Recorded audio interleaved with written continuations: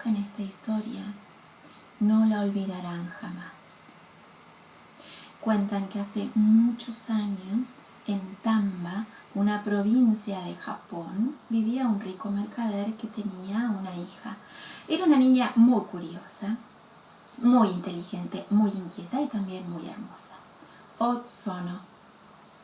Cuando Otsono creció y se convirtió en una señorita que estaba lista para recibir la educación superior, el padre tomó una decisión.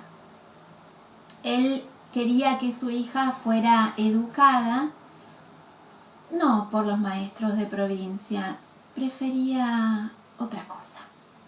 Así es que llamó a dos de sus principales sirvientes, dos sirvientes en los que tenía mucha confianza, y les confió el cuidado y el acompañamiento de su hija. La mandaba a estudiar a Kioto. El hombre pretendía que su hija adquiriera esas gráciles cualidades que tienen las damas de la capital. Así que ya se fue Otsono con sus sirvientes y acompañantes a vivir y a estudiar en Kioto durante un tiempo muy largo.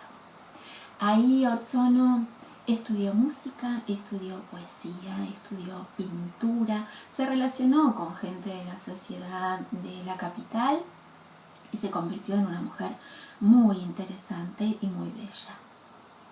Después de bastante tiempo, unos cuantos años, Otsono volvió a Tamba, a su provincia natal, hecha una mujer esplendorosa. El padre entonces la cedió en matrimonio. Otsono no se negó porque conocía a su futuro marido desde siempre. Las dos familias eran conocidas. También era una familia de mercaderes muy ricos. Y el joven Nagaraya era un hombre bueno, muy atento y también era bastante hermoso. Cuando se casaron, Otsono y Nagaraya fueron a vivir en la casa de los padres del esposo, una costumbre que se utiliza mucho en Japón. Era una casa de gente con un buen pasar económico, tenía 2 plantas. Ahí también vivía la madre del joven Nagaraya. La suegra de Otsono era una mujer muy sabia y había dispuesto para su nuera una habitación en la parte superior de la casa, especial para que tuviera su tiempo y sus cosas.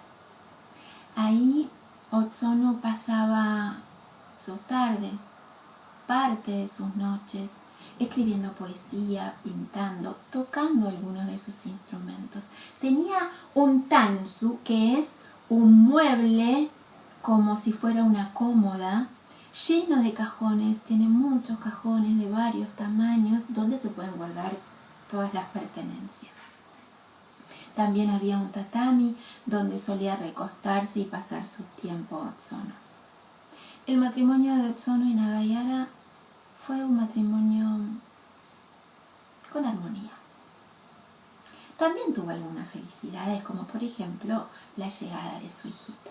Otsono estaba tan contenta. Nagaraya veía a través de los ojos de su hijo un futuro familiar precioso. Es que era un bebé tan feliz. Otsono se pasaba muchas horas con su bebito en su habitación en la parte superior de la casa. Jugaba, le cantaba, le escribía poesía. Cuando el niño tuvo 4 años, presa de una enfermedad muy cruel, Otsono cayó en el medio de dolores desgarradores. Sus gritos se escuchaban por la mañana, por la tarde, por la noche. Sufría de una agonía delirante. Demasiado tiempo sufrió. Y al final, Otsono murió.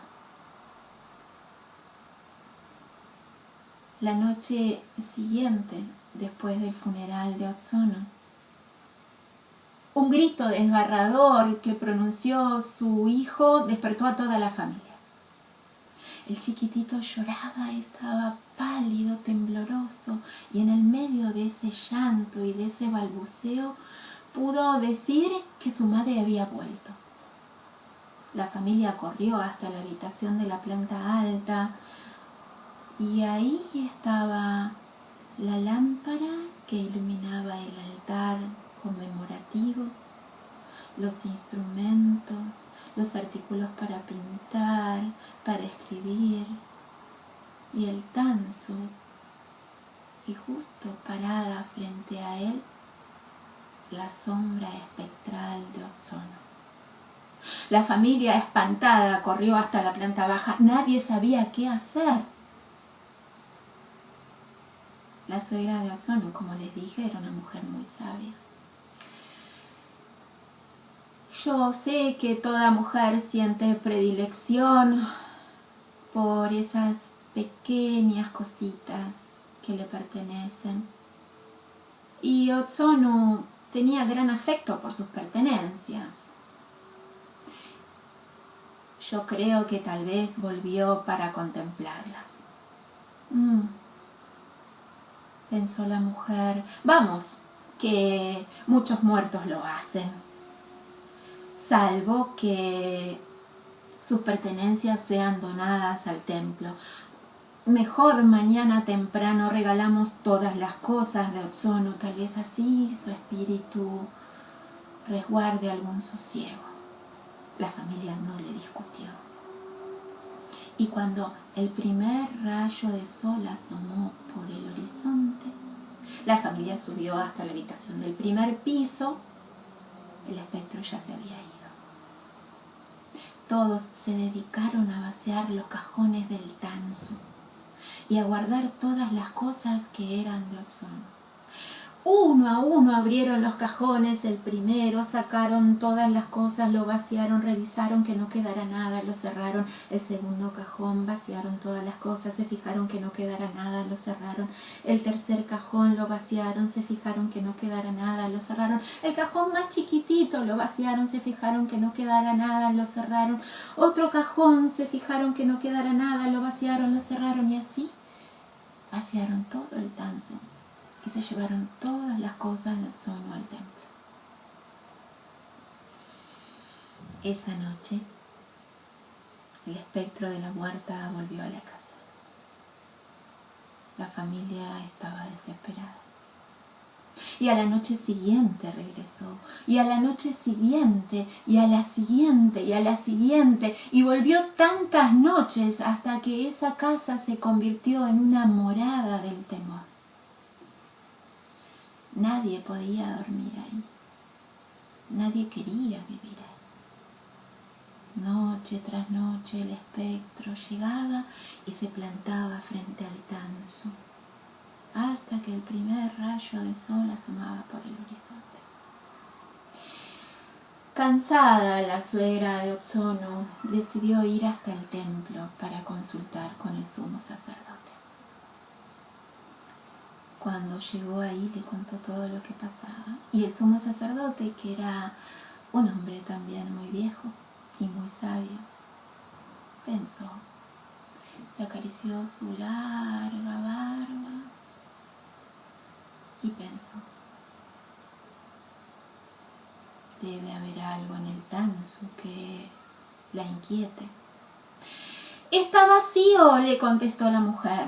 Vaciamos todos los cajones, en el tanzu no hay nada.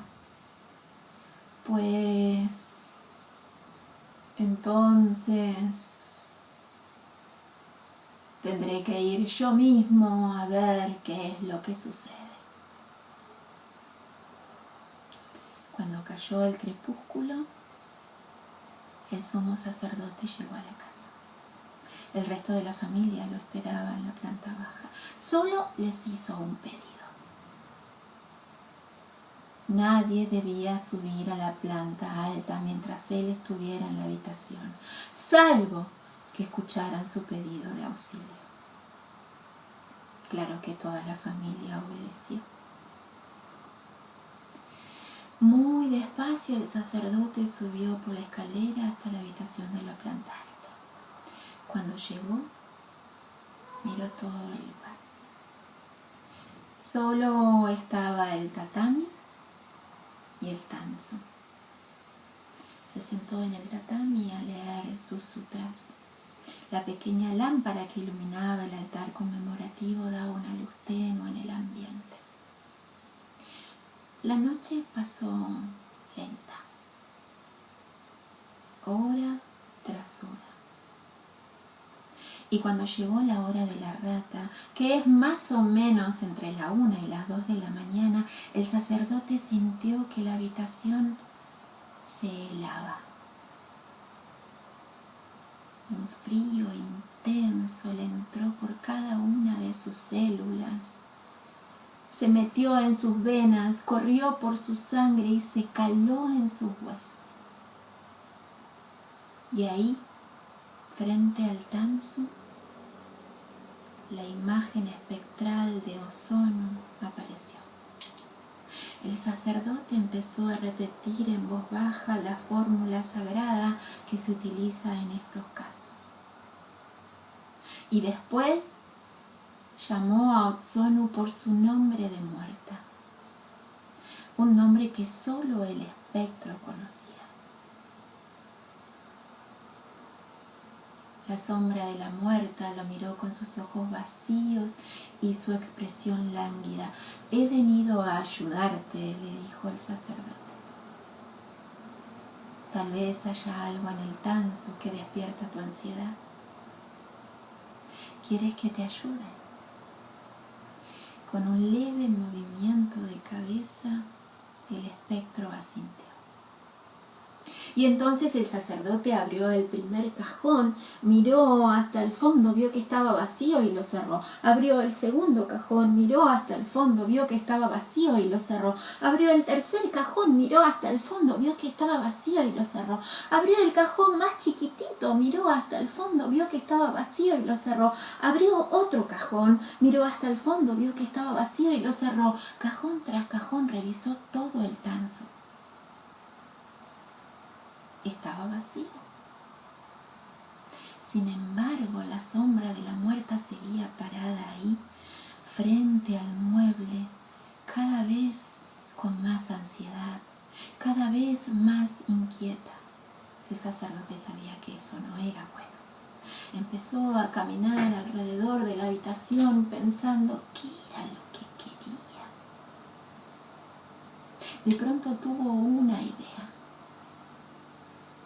¿Y si tal vez había algo escondido debajo del papel de arroz con el que se forraba el fondo de los cajones? Abrió el primer cajón, abrió el papel de arroz, no había nada. Lo cerró, abrió el segundo cajón, levantó el papel de arroz, no había nada. Lo cerró, abrió el tercer cajón, levantó el papel de arroz, no había nada. Abrió el cajón chiquitito, levantó el papel de arroz y la encontró. La agarró con 2 dedos. La sacó muy despacio y se la mostró a la muerta. ¿Era esto lo que te inquietaba?, le preguntó. La sombra de la muerta se inclinó en una reverencia y entonces el sacerdote hizo una promesa. ¿Quieres que la queme? El espectro asintió. Entonces, esta misma mañana será quemada en el templo. Y te prometo que nadie, salvo yo mismo, la verá. El espectro de la muerta hizo una mueca con su boca, algo bastante parecido a una sonrisa. Y después se esfumó. El sacerdote repitió una antigua fórmula sagrada para despedir a su alma. Se tomó su tiempo y después bajó. El resto de la familia lo estaba esperando en la planta baja, expectante. Nadie había dormido esa noche en la casa. El sumo sacerdote se acarició la barba y muy tranquilo les ella nunca más volverá. Y en efecto, la sombra de la muerta jamás volvió. Y el sacerdote cumplió con su promesa. Y solo puedo decirles una cosa. Eso que el sacerdote encontró en el cajón chiquitito debajo del papel de arroz en el Tansu de Ozono era una carta de amor, escrita por Ozono en aquella época en la que vivía en Kioto. ¿A quién se le escribió? Misterio. Solo el sacerdote la leyó y el secreto de la muerta con él también murió. Arigatou gozaimasu. Gracias por escucharme.